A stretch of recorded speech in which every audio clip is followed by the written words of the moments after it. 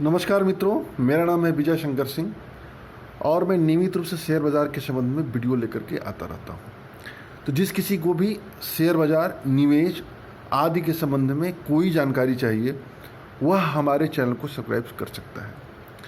तो आज जिस विषय पर मैं चर्चा करना चाहता हूँ मित्रों, वो विषय है IDFC फर्स्ट बैंक। जैसा कि मैं बता दूँ मित्रों, IDFC फर्स्ट बैंक एक बहुत ही पोटेंशियल वाला बैंक है और आने वाले समय का एक मल्टी बैगर स्टॉक है। यदि हम इस स्टॉक को यहाँ से लेते हैं मित्रों, तो ये मान के चलिए कि 10 साल 12 साल होल्ड करते हैं तो नहीं तो भी ये 500,000 के नीचे शेयर नहीं रहेगा। बहुत ही पोटेंशियल वाला बैंक है। लगातार अपने ब्रांचेज में विस्तार कर रहा है, लगातार इसका बिजनेस ग्रो हो रहा है।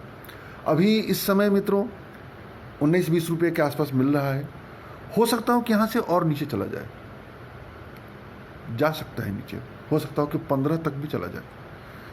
लेकिन हमें अपनी पोजीशन इस बैंक में पिछले दिनों मित्रों IDFC फर्स्ट बैंक का रिजल्ट आया। उस रिजल्ट ने सबको चौंकाया है। बहुत ही पॉजिटिव रिजल्ट आया है। जो मार्च का क्वार्टर रहा है, इसका जो नेट प्रॉफिट हुआ है मित्रों 71.54 करोड़ हुआ है, जबकि इसी क्वार्टर में पिछले वर्ष जो इसका नुकसान था वो 218 करोड़ था। तो आप सोच सकते हैं कि कितना बड़ा परिवर्तन आया है। और यदि आप बात करें मित्रों, तो जो बैंकों की एक बहुत बड़ी क्वालिटी होती है, या यूँ कहें कि जो मानक होता है, वो नेट इंटरेस्ट मार्जिन NIM होता क्या है कि हम बैंकों को पैसा देते हैं। जब हम बैंकों को पैसा देते हैं मित्रों, पैसों जमा करते हैं, तो वो बैंक हमको ब्याज प्रदान करता है। उस पैसे का बैंक द्वारा अपने बिजनेस में इस्तेमाल किया जाता है, कर्ज दिया जाता है, लोन दिया जाता है। तो उस लोन पर भी उनको कुछ इंटरेस्ट मिलता है, जैसा कि सभी को पता है। तो उसका एक मार्जिन होता है, हमको जितना देते हैं वो प्लस उनको जितना मिलता है लोनिंग से, वो उसको कहते हैं नेट इंटरेस्ट मार्जिन। तो इसका नेट इंटरेस्ट मार्जिन भी ग्रो हुआ है मित्रों, 40% ईयर ऑन ईयर ग्रो हुआ है। ईयर ऑन ईयर मतलब कि पिछले मार्च की तुलना में देखा जाए तो इस मार्च में 40% बढ़ा है और बढ़ करके मित्रों 1563 करोड़ हो गया है। बहुत मायने रखता है।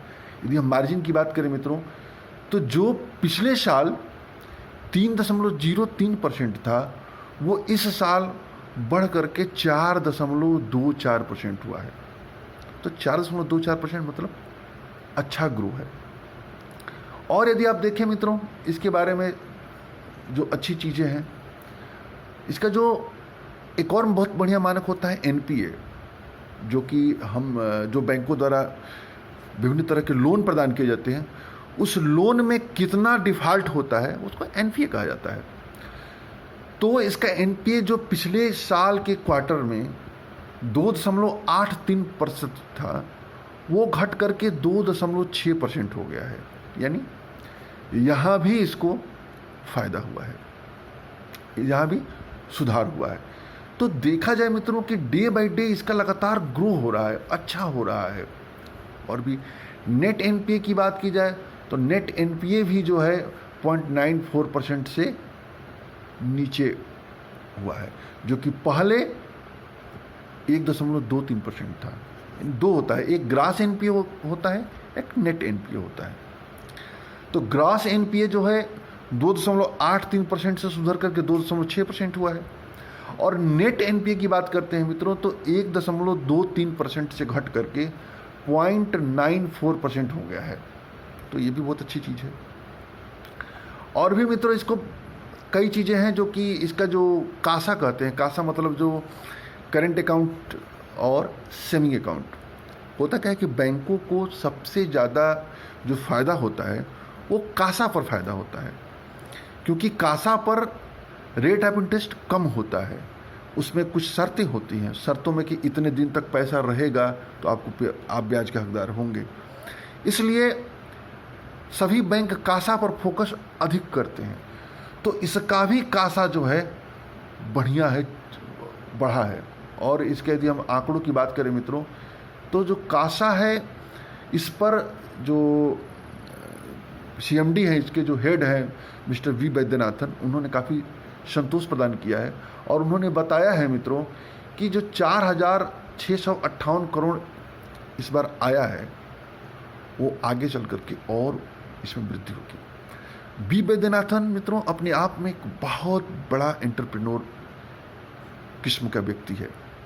एक समय ये ICICI बैंक में थे, तो ICICI बैंक को सबसे बड़ा रिटेल बैंकिंग बनाया था इन्होंने। इसके उपरांत जब ICICI बैंक से बाहर हुए थे, तो इन्होंने कैपिटल फर्स्ट नामक कंपनी की स्थापना किया था, जो कि माइक्रो फाइनेंसिंग और उसमें था, जैसे बजाज फाइनेंस के कारोबार में था। बिल्कुल पैरेलल उसके खड़ा कर दिया था इन्होंने। फिर लोनिंग वगैरह की फंड की ज़रूरतों की वजह से इन्होंने अपने इस बैंक को IDFC बैंक में मर्ज किया, जिसके बाद इसका नाम IDFC फर्स्ट बैंक हुआ है। तो IDFC फर्स्ट बैंक मित्रों एक बेहतरीन बिजनेस है, एक बेहतरीन मैनेजमेंट है। वी वैद्यनाथन जैसा एक डायनामिक पर्सन है। तो आने वाले 10-12 सालों में मित्रों एक बहुत बड़ा बैंक बनेगा, बहुत बड़ा वेल्थ क्रिएटर बैंक होगा IDFC फर्स्ट बैंक। तो मित्रों IDFC फर्स्ट बैंक को हर तरीके से अपने पोर्टफोलियो में लेना चाहिए और प्रयास ये करना चाहिए कि इसको बढ़ाते रहना चाहिए। जितना नीचे जाए उतना ऐड करें, जितना नीचे जाए उतना ऐड करें। अभी इसका मार्केट कैपिटल काफ़ी नीचे है। मार्केट कैपिटल की बात करें तो मित्रों 20,000 करोड़ के नीचे है। और यदि इसकी तुलना में दूसरे जो बड़े बैंकों को देखा जाए, HDFC बैंक को देखिए, एक्सिस बैंक को देखिए, तो HDFC बैंक 5 लाख करोड़ के ऊपर है, एक्सिस बैंक को देखिए तो 3 लाख करोड़ के ऊपर का है। तो देर सवेर जिस तरीके से इसकी एग्रेसिव पॉलिसी है मित्रों, ये भी लाखों करोड़ों में इसका मार्केट कैपिटल जाएगा। और तो जब मार्केट कैपिटल जाएगा तो मित्रों जाहिर सी बात है कि वेल्थ क्रिएशन भी होगा। तो इसको wealth creation point of view से नज़र रखनी चाहिए और लॉन्ग टर्म के पॉइंट ऑफ व्यू से हर हाल में इस स्टॉक को पोर्टफोलियो में रखना चाहिए। IDFC first bank. एक और मैं दूसरे स्टॉक की चर्चा करूंगा मित्रों, वो स्टॉक है, इस स्टॉक के बारे में मैं बार बार चर्चा करता रहता हूं, वो स्टॉक है डीमार्ट। डीमार्ट मित्रों एवेन्यू सुपरमार्ट जो है कंपनी, इसका भी रिजल्ट आया है पिछले दिनों।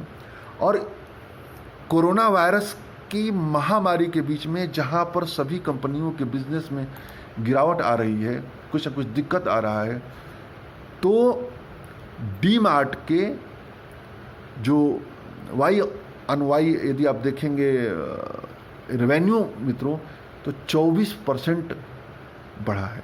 और प्रॉफिट की बात करें मित्रों तो 42% बढ़ा है। मिस्टर राधाकृष्ण दमानी जो कि इसके हेड है मित्रों, सेल्फ मेड मिलेनियर है और उन्होंने जो पैसा बनाया है वो पूरी की पूरी स्टॉक मार्केट से बनाया है।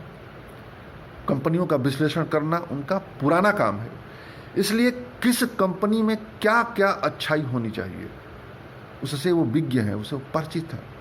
वो सारी अच्छाइयाँ उन्होंने अपने डीमार्ट में दे रखा है। डीमार्ट का जो बिजनेस मॉडल है मित्रों बहुत ही यूनिक बिजनेस मॉडल है।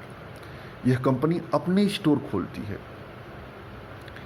यह कंपनी अपने तड़क भड़क दिखावे पर विश्वास कम करती है, ग्राहकों को कम से कम लाभ में देती है, मार्जिन इसको अधिक मिलता है। इसके स्टोर में कंपनियां अपने प्रोडक्ट रखने के लिए ललायित रहती हैं, क्योंकि जो कंपनियों का प्रोडक्ट होता है उसकी पैसे की वापसी बहुत जल्दी होती है दूसरे कंपनियों की तुलना में। जब बिग बाज़ार से तुलना करें तो बिग बाज़ार की बात करें तो एक पार्ले जी के बिस्किट का उदाहरण है कि पार्ले जी का बिस्किट यदि स्टोर में आता है बिग बाज़ार के, तो पार्ले जी को जो उसका पेमेंट होता है वो लगभग 60 दिन में होता है, तो इनका पेमेंट मुश्किल से 15 दिन में होता है। उनका जो इन्वेंट्री होता है वो महीने भर से ऊपर में ख़त्म होता है, तो इनकी इन्वेंट्री मालूम चलता है कि 10 दिन के अंदर ख़त्म हो जाता है। डेप्ट फ्री कंपनी है, डेप्ट भी नहीं है, प्लेज शेयर बहुत कम है और बहुत ही डायनामिक पर्सन है बिजनेसमैन है, ग्रेट बिजनेसमैन है, तो बहुत ही मैनेजमेंट इसका स्ट्रांग है, कंपनी बहुत स्ट्रांग है। तो डी मार्ट को भी मित्रों पोर्टफोलियो में हर हाल में रखना चाहिए। मैं कई बार अपने वीडियो में डी मार्ट की चर्चा करता रहता हूं मित्रों। इसके यदि आप मार्च 2020 की बात करते हैं मित्रों, तो रेवेन्यू जो है 6255 करोड़ हुआ है, और जो पिछले साल के यदि आप देखेंगे तो 5061 करोड़ रहा है, अर्थात इसमें 23.6% का ग्रो हुआ है। और यदि और आप देखना चाहते हैं मित्रों कि एबिटा मार्जिन जो है थोड़ा सा वो हुआ है, जो पहले 7.4% था वो 6.7% हुआ है, हल्का सा कम हुआ है, तो चल जाएगा। और नेट मार्जिन यदि आप देखेंगे तो पिछले साल जो 3.8% था वो इस साल 4.3% हुआ, यानी कि ये भी जो है ग्रो हुआ है। तो देखेंगे मित्रों तो लगातार ग्रो हो रहा है कंपनी, और भी इसके रिजल्ट में है। रिजल्ट के बारे में आप समीक्षा कर सकते हैं। मैं बहुत ज़्यादा